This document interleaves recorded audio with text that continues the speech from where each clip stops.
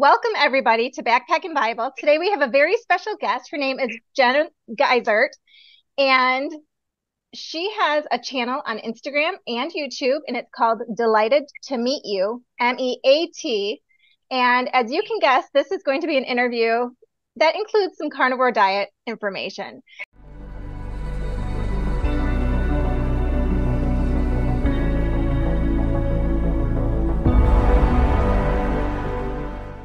So Jen, welcome. She is a carnivore. She is a doctor of physical therapy. She's a Kansas girl and a fellow Christian sister. Jen has a history of psoriasis, strep throat, binge eating, vasculitis, and seasonal allergies. And she has actually been able to reverse a lot of those or all of those issues with the carnivore diet, believe it or not. So today we're going to chat about her journey and the effects that carnivore diet has had on her health as well as her dog's health. Stick around and you're going to learn so much more. So Jen, thank you for taking the time out of your day to hang out with me and my group. And I'm just really excited to welcome you to Backpack and Bible. Thank you so much for having me. I really appreciate it. You are welcome. And I'm so excited to sit down and chat with you. I love following you on Instagram. You're very creative and you're a beautiful person on the outside, and I'm sure getting to know you, you're going to be an amazingly beautiful person on the inside too. Oh, thank you. I'm excited about that today. So I gave a little of it away in your intro, but can you tell me a little bit about your history pre-carnivore and what it was that led you to the carnivore diet to start with?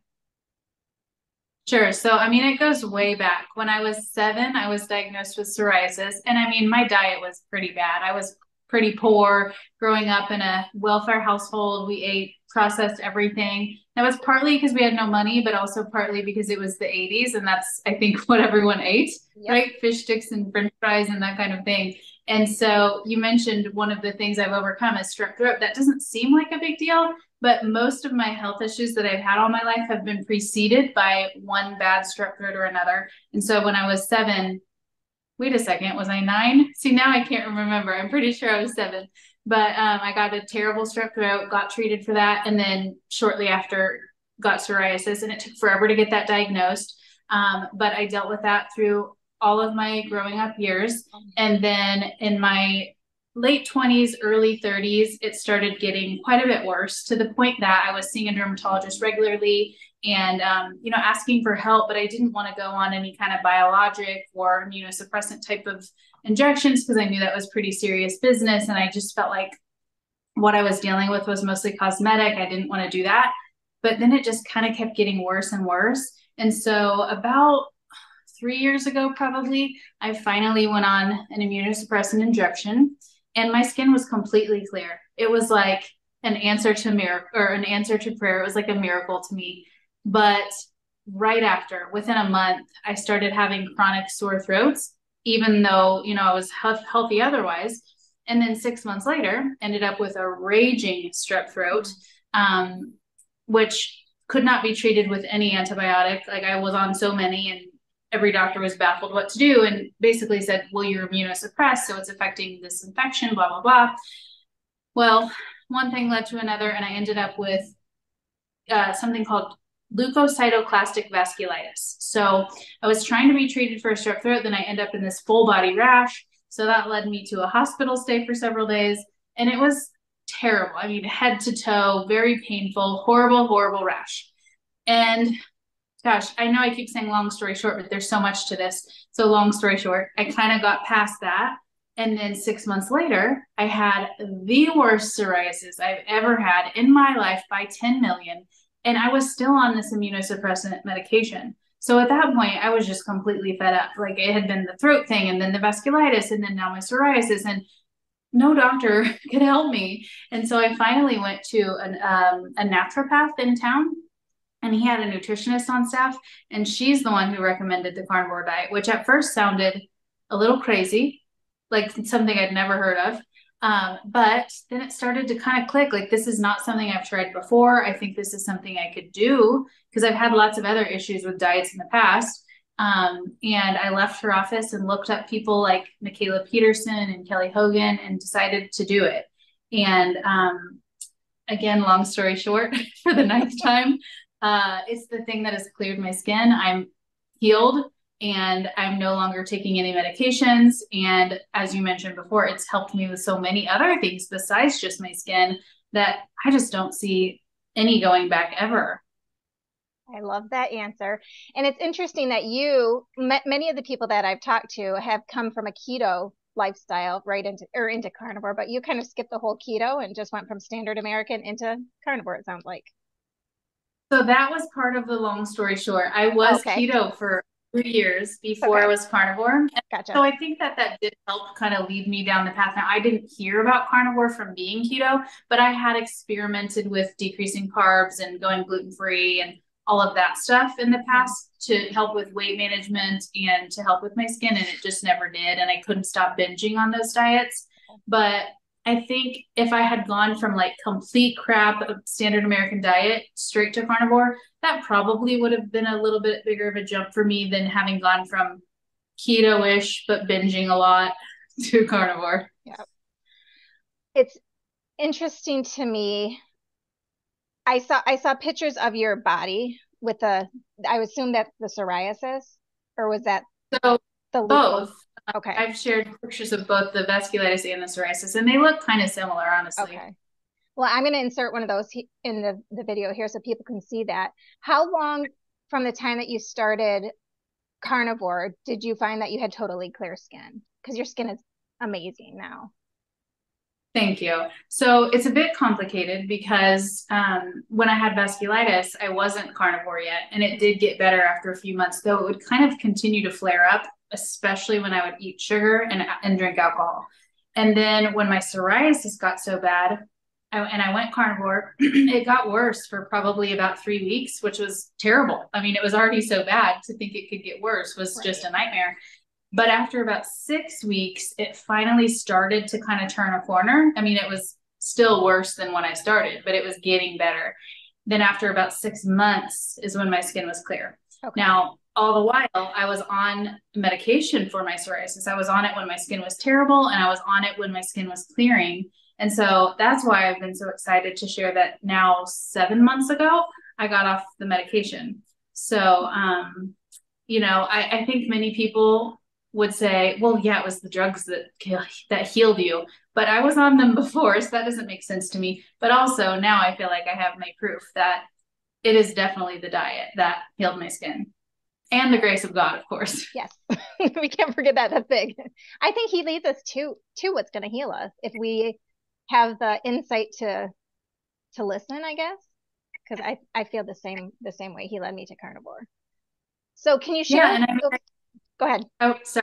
Okay, I was just gonna say, I think he made us to eat this way and Yeah. gave us the food to eat, and not to say that we shouldn't eat any plants. I personally shouldn't, and I think many people shouldn't, but he certainly did not make us to eat macaroni and cheese. Right. Yeah. And even like you recently posted a video comparing ancestral fruits and vegetables to what is man-made current. And we'll talk about that a little bit farther in the video. But at this point, can you share with us some of the surprising things that the carnivore diet has healed for you in addition to what you've already mentioned? Absolutely. I love talking about that. It's so fun for me. So I for sure just went on it for my psoriasis. That was the thing that I was hoping would get better, and it did, thank goodness. But there's just a laundry list of other things, and some of them I didn't even notice. It's like they went away, and then someone else mentioned that theirs got better, and then I was like, wait a second, me too. And so you mentioned seasonal allergies. That was definitely one of those things. I mean, I barely have any issues now. I never even noticed. It's like you don't notice the lack of something, right? You only notice when you have the terrible thing. So that got better. And then of course my binge eating, which I've mentioned, there's no diet ever that's ever helped me with binge eating. If anything, every diet I've ever done has made my binging worse because I've restricted or whatever, and then I'm binging.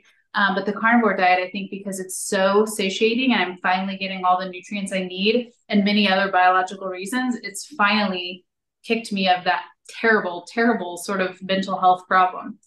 It's helped me with my acne. It's helped me with, I would say, my mental health, mostly related to binging, but just in general, I would say my moods are a little bit steadier.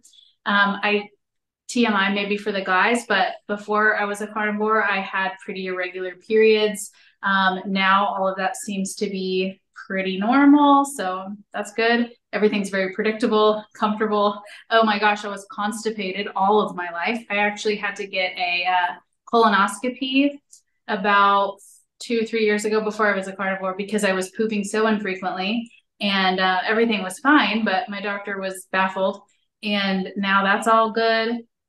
I mean, I'm sure there's a million more things I'm forgetting, but those are some of the highlights.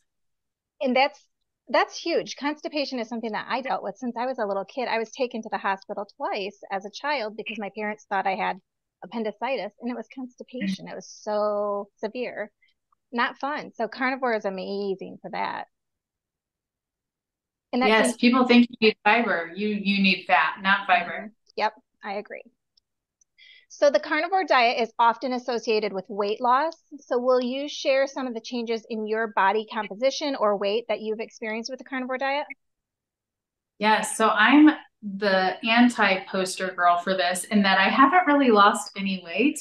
I've I would like to drop 10, 15 pounds, but I really haven't. And I've kind of been okay with that because I was so focused on the healing piece of things that that was fine. And then this year, 2023, I wanted to focus a little bit more on weight loss. So at the beginning of the year, I got a DEXA scan, so I know my exact body fat percentage and all that. And then I've been trying to different things like reducing calories, changing my macros, fasting, different things to help with weight loss. And so far, I have not found the ticket. What happens is I do the thing for a few days, I have some success, and then I kind of start getting a little bit of that binging behavior, not binging, but just like snacking when I'm not hungry, eating more food than I need, and then I gain weight back. So I've just worked on being very gentle with myself, and it's a work in progress, and I'm going to figure it out, and there's no rush. That's kind of where I'm coming from now. But I would say that my body composition probably is better as far as how my clothes fit and how my body looks. But I mean, that doesn't mean that I don't still want to lose 10 pounds or so. Sure. I think that's women in general always want to lose that last 10 pounds. Yeah. So we talked a little bit about, before we were running the camera, we talked a little bit about your job as a doctor of physical therapy and how you have to keep separate your carnivore lifestyle from your job as a physical therapist. What is the biggest challenge with that aspect when you see somebody who could benefit from that type of a diet? I mean, the biggest challenge is seeing these patients that are so sick. Like, I'll give you an example. A 30-something-year-old who's so malnutrition, way underweight, with a type 1 diabetes diagnosis, and they're on an insulin drip, literally on an IV insulin drip, and they're eating pancakes and orange juice for breakfast. And it's not just that that's what they chose. They did choose that, but that's what we're offering them. Yep. Even the diabetic patients, they are allowed so many carbs per meal, even on a low carb diet. And so, not that's one diagnosis, but seeing people getting amputations because of their diabetes or their Alzheimer's or all of these issues that I truly believe are caused by nutrition and specifically insulin resistance and issues like that. And then just seeing what we're feeding them in the hospital and knowing that the recommendations we're giving them as healthcare providers are basically take these meds and that's about it. And so it's really, really hard for me. I want to tell people, have you considered decreasing your carbs? Or, I certainly don't go as far as to say you should go carnivore. But just trying to plant little seeds here and there, or maybe telling them about somebody like Michaela Peterson that they could look up. And, that's not me overstepping a physician. Right. That's me saying, sort of open your eyes to this and see where that takes you kind of on your own. So I try to do that, but it's really hard. I love that though. Just planting a seed. It's kind of like our Christian faith and what we do on that aspect. We plant a seed. We might not be the ones to deliver, but we can guide somebody in a direction that might benefit them down the road. And I like that. Yeah, that's all we can do. Mm-hmm. So in your opinion, who would benefit the most from a carnivore diet lifestyle? and why? You mentioned some of the people as far as diabetics. Yeah, I would probably say, gosh, a couple. Give me a couple. Okay. Type 2 diabetic for sure. Okay. And anyone with insulin resistance issues like PCOS, and then people with autoimmune conditions, and also people with binge eating. So I know that's a lot of different kinds of people, but those are the ones. If I had to pick 4 or 5, I would say absolutely just about anyone in that category would benefit from a carnivore diet. I love that. You I didn't mention this to you earlier, but you mentioned the binge eating. Is that something that you can elaborate on with your experience with binge eating? Sure. I started binge eating when I was about 15. And that was when I started dieting, thinking I needed to lose weight. And so I would restrict my calories so much. I had no idea what I was doing and I had no guidance. And my mom kind of just let me. I mean, she didn't really know either. So I would restrict my calories so much. And then of course your body wants to survive. So it basically forces you to overeat. And then those patterns are sort of they become your normal pattern to overeat, especially sugar. And then you get this huge dopamine hit and all these insulin spikes. And oh my gosh, it's an endless roller coaster. But I did that for 20 plus years from the age of 15 till 37, however old I was when I started the carnivore diet. And it was always a response to restriction, never really a response to like emotional eating, I don't think. I know it is for some people, but I don't think it was for me. And so that's why I'm really mindful now if I'm trying to restrict my diet in any way that I need to be careful because I still have that in me a little bit, I think. I mean, I don't binge anymore because the cravings for sweets and stuff are just not there. And I don't ever cheat. I've never cheated once on a carnivore diet. If I did, I'm certain I would go right back down that path. But yeah, it's a really tricky thing to navigate. And I feel so bad for people that are in the thick of it. But there is a way out. And maybe not carnivore, okay? Maybe if you don't want to go that far, but if you could just eliminate literally all sugar, I think that would just about heal everybody. But I find that it's harder to do that if you're eating some sweet flavored things like berries or yogurt or diet sodas, anything that tastes sweet. I mean, for me at least, it triggers all of that again, and then I can't resist the real sugar stuff. Yeah, even the artificial sweeteners, the Truvia, the stevia, the ones that everyone thinks are okay, they are huge triggers for most people, and they will start the carnivore or the sugar cravings again, or continue them, and not ever allow you to have the complete healing that you need or that you desire. So. Yeah, I completely agree. So in your healing process, you saw different doctors and physicians that helped you with your skin healing issues. Have you encountered any skepticism from any of medical professionals in the healthcare field in regards to the use of a carnivore diet to treat your psoriasis or your vasculitis was before, so it'd be your psoriasis? That's a great question. And my doctors that are treating me don't really know yet. I mean, the last time I saw my primary care doctor, my skin was better, and I told her that I was eating no sugar and no alcohol. And she was very pleased and did my labs and was happy with them and said, whatever you're doing, keep doing it. But that was when I was very first to carnivore, so I wasn't ready to talk about it yet. And I was still on medication. So I think she could have definitely thought the healing was from that.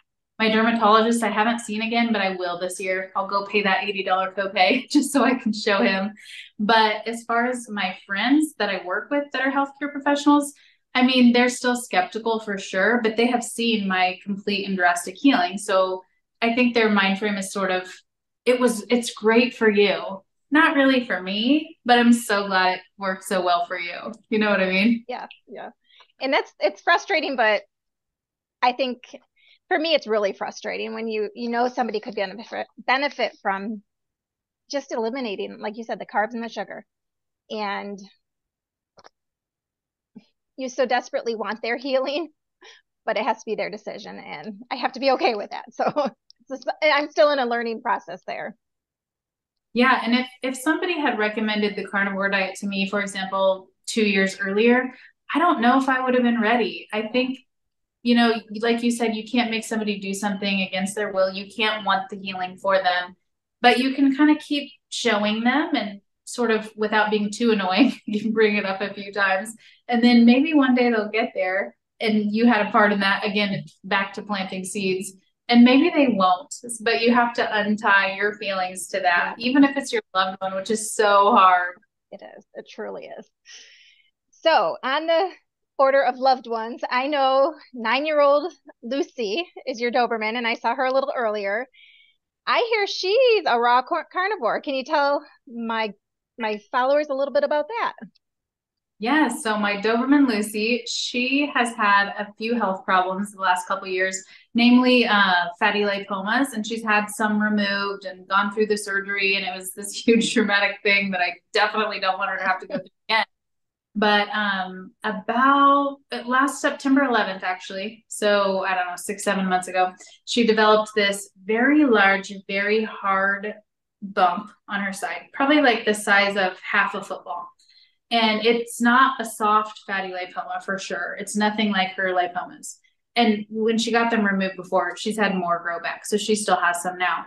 But I took her to the vet, and the vet basically said, some dogs just grow things like this. Your dog might just be one of those that has to have surgery every 6 months. We don't really know what it is, and we won't really know until we remove it. Let's just schedule her for surgery. And I just kind of felt like, wait. I don't want her to have to go through that again. She's a very anxious dog, and truly getting through the time that we had to let her staples heal or whatever it was. Maybe it was stitches. I can't remember. But getting through that time was such a nightmare for her and me. Oh my God. So I do not want to do that again. And she's 10 now almost. Her birthday's this month. And so, it just feels like not the right choice for her and for me too, but mostly for her. And so I thought, you know what? Any future dog that I have, I will absolutely put on a raw carnivore diet. I feel like the argument for dogs to be eating that way is even easier than for humans. And I never thought I would put her on it because I didn't want to switch her and have to go through a transition phase and all that. But then after those medical issues, I was like, you know what? I'm going to just do it. And so we just did it cold turkey, and she loves it. Oh my gosh. She's obsessed every single time she gets to eat. And her lump got significantly better. I would say 50% better in the first 2 to 3 months. Now it's been 7-8 months since, and it has started growing again. So it's probably about where it was when we first started the diet. Okay. So, at this point, I don't know if maybe changing her diet bought us some more time or, I don't know. Yeah. But the fact that she loves it and she's thriving, I'm going to keep her on it for sure. She's not going to have surgery. We'll see what happens with her growth. And, until the end of her life, she will be the happiest dog in the world because she gets to eat raw beef and chicken and bones and eggs and, all the kind of delicious food that most people don't even eat that well. I saw you had little bags made up and you freeze them. So can you tell us what you generally put in a bag and how the process of feeding her throughout the day, I guess? Yeah, so I just did some doggy meal prep last night. I can tell you what I did.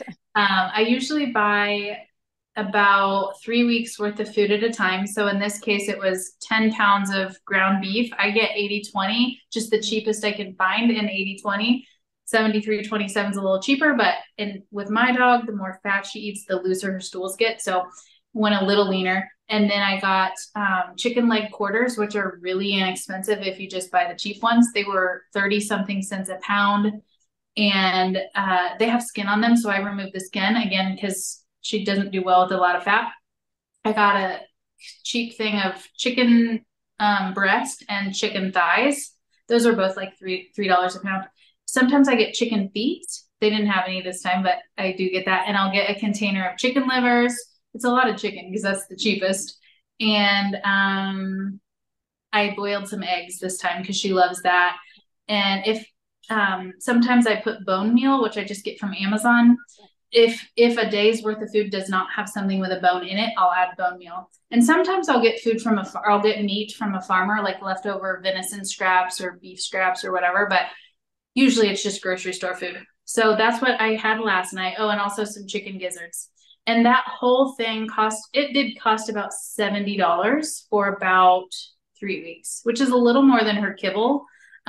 because she was on kind of fancy kibble before because of all her issues, but it's probably 20% more expensive. And so from my research, I learned that dogs need 2 to 3% of their body weight each day in food. So Lucy weighs 60 pounds. That's 19 to 29 ounces. So I just portion out food into Ziploc bags to weigh 19 to 29 ounces. Usually it's probably 25 or something. I just mix up all the different foods in the bag, and then I kind of flatten it out and I freeze most of it. And I keep about 4 bags in the fridge at a time. And I give her half of each bag every morning and a half of each bag every evening. So it's really pretty easy. And simple.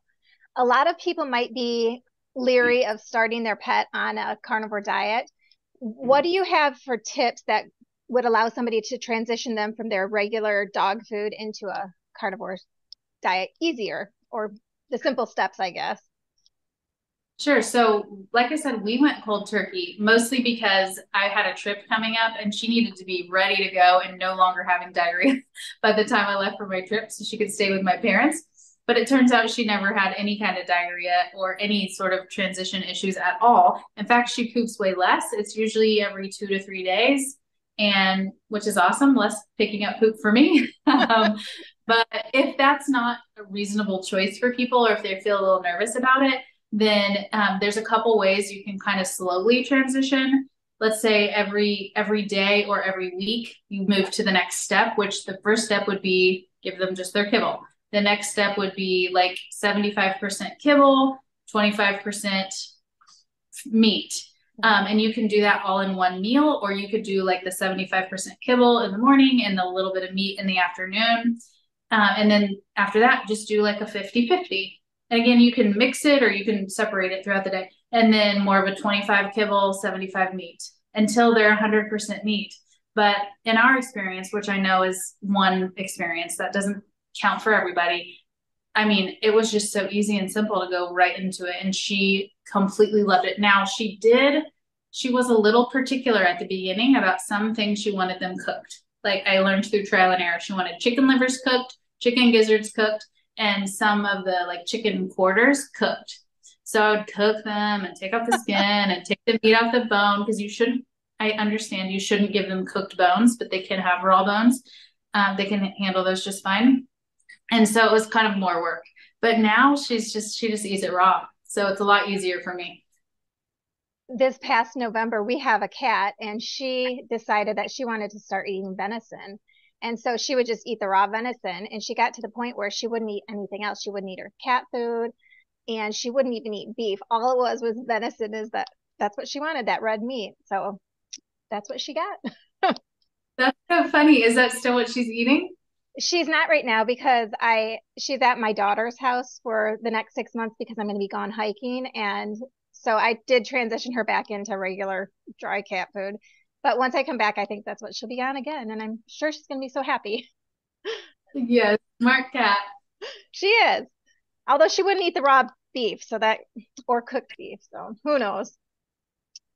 So some critics argue that a carnivore diet lacks the important nutrients like fiber and different vitamins. How do you address those concerns? And will you explain how a carnivore diet can provide all the necessary nutrients without relying on modern fruits and vegetables? Sure, happy to. So the first thing I think is to admit that they're right. The carnivore diet does not provide any fiber really, and does not provide much vitamin C. But the question really is, does that matter? I would say with fiber, no, it does not matter a bit. I poop way better on a 0 fiber diet than I ever did eating 40, 50 grams of fiber a day, trying to stimulate a bowel movement. And that's not just me. This is many people's reports that were constipated before, no longer constipated on a carnivore diet. And that's because the thing that helps us to be regular is having enough fat in our diets. And so if people are having hard stools that are difficult to pass, increasing the fat intake is the ticket.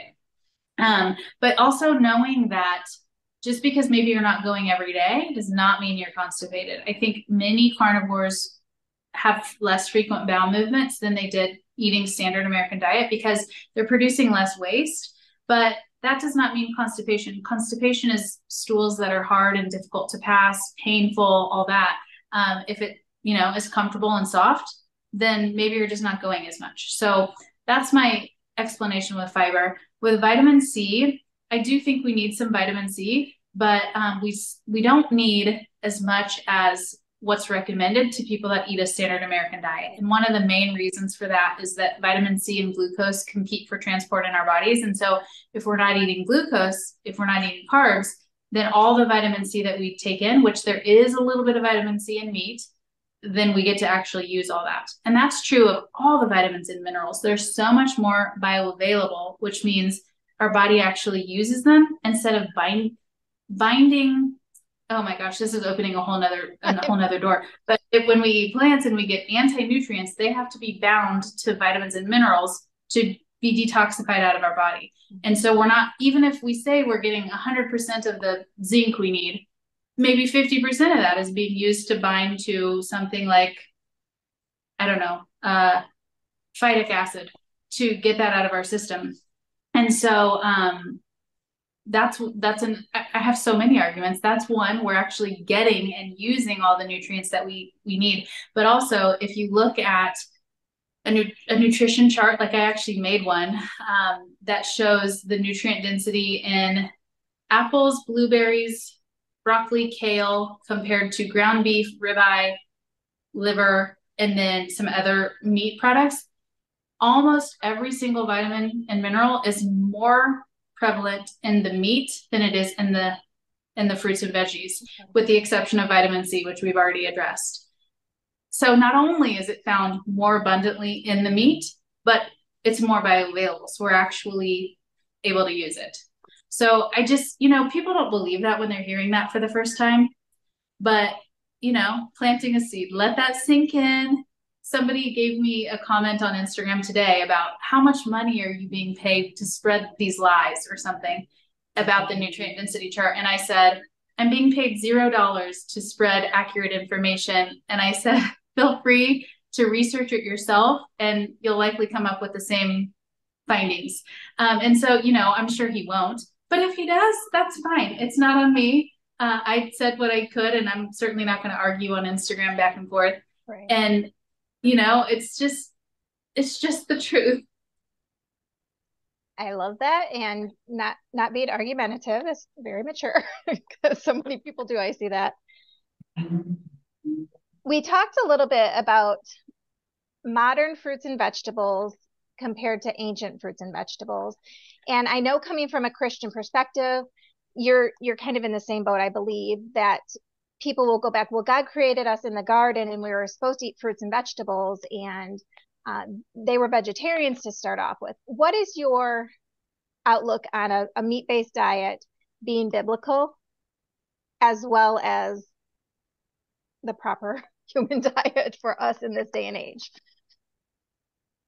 Wow, that's a deep question, and I don't know how well I answer it, but I'm sure going to try. Okay. And as far as the modern fruits and vegetables compared to ancient, I think we are omnivores. There's no arguing that. That means that we can eat both plants and animals to survive. Now, that doesn't necessarily mean that plants and animals are the most beneficial, but we can survive off both. Just like a dog can eat blueberries, I don't think they need to, but they can. They're not going to die, I don't think, with blueberries. I don't know the ones that dogs kill dogs. But when people say, well, why don't you skip the middleman, right? The cow that was eating the grass. Why don't you just go right to the plant?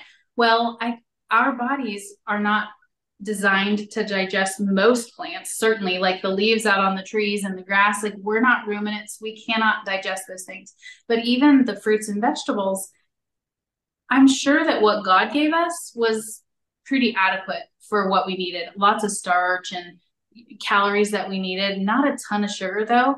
And we have genetically modified or hybridized and crossbred everything to make it basically more profitable. So everything is bigger and sweeter. I mean, corn, for example, used to basically be like a piece of grass with a couple hard kernels on it. And now it's so delicious. I still remember what corn tastes like. It's sweet and crunchy and juicy, and there's like 1,000 kernels and it's bright yellow. I mean, that is not what corn used to look like.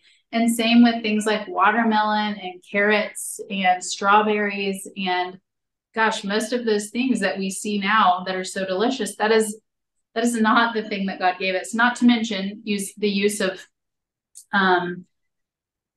pesticides and just, eating things that are not locally grown and they're being flown in from somewhere else and they were picked before they were ripe and then they got sprayed with something to make them look redder, all of that. Now, the people that would argue against this will say, well, the same stuff is happening with animals. And I kind of agree. Some of them are not being fed the very best thing. And maybe they're not in the best living conditions and maybe they have to get an antibiotic or whatever. And depending on where you get your meat, the level of that is going to change. But I still think that either way, any animal product is going to be healthier definitely than any sort of processed food. And frankly, even more than any plant. And as far as the biblical thing, that's where I don't necessarily feel like I'm an expert there, but I think there's a lot of guidance in the Bible about how to eat. And it was very specific to the time. And a lot of it is sort of the keeping kosher thing. And gosh, I almost shouldn't even go there, but I feel like there's a lot of things that the Jews weren't supposed to eat, like pork, for example. And I love bacon and I do eat it some. I mean, I'm a Christian, not Jewish, but anyway. But I think there's some truth to that. I feel way better when I eat beef versus pork. And I know that the way a cow can digest its food with its ruminant digestion, it's able to detoxify so much better than a pig that's eating, I don't know what over there.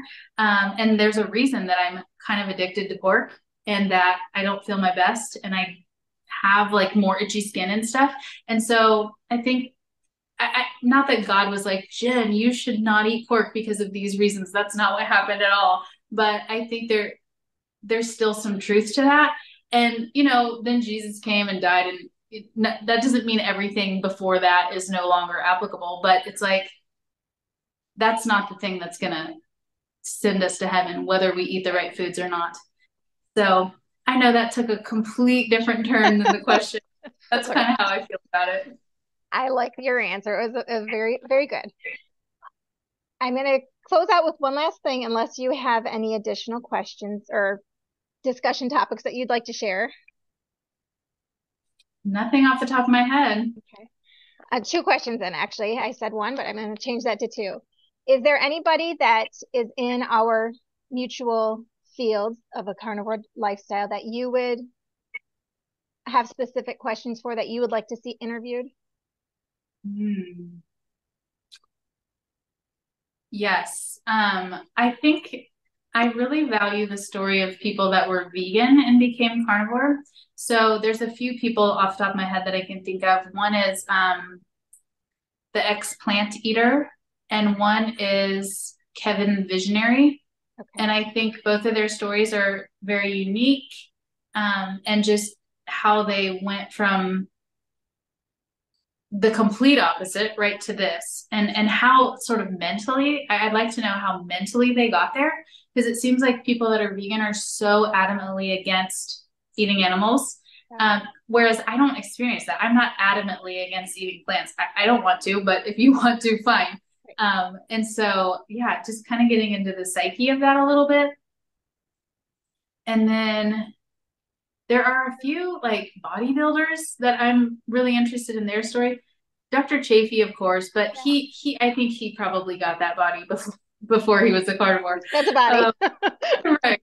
But there are some others, and I don't know their handles off the top of my head. If I think of them, I'll message them to you, because I kind of like to hear about that, how they fuel for workouts and stuff like that, because that is a big thing people ask about. Yeah. Oh, and also any mom with kids, how they do carnivore as a family, how they get their kids on board, or what they feed their kids if they're not fully carnivore. I always really like to hear those kinds of stories too. Okay. I did interview Emily Harvo. She's one of the coaches on Steak and Butter Gang. And we talked a little bit about how she and her family eat the kids are more keto, but she knows that when they're away from home, they do eat some non-carnivore foods, and she's okay with that because they're mostly carnivore at home. So Yeah. all right, I will keep those in mind. Thank you for the suggestions. And then what my last question is going to be for you is, why have you chosen to make your journey public, and how can people follow you in your ongoing life journey? Well, I first started making it public because I was doing 75 hard. So I'd been carnivore for a little while, and my skin was clear, but I was still on medication for it. So I wasn't really ready to share that story because I thought people would not resonate with it or think I was a fraud. So I started it to keep myself accountable with 75 hard, which is the 75 days of a lot of workout and stuff, a lot of mental, mental fortitude kind of thing. And then it really just kind of grew, and I started getting more comfortable sharing my story. And then I started sharing the skin stuff.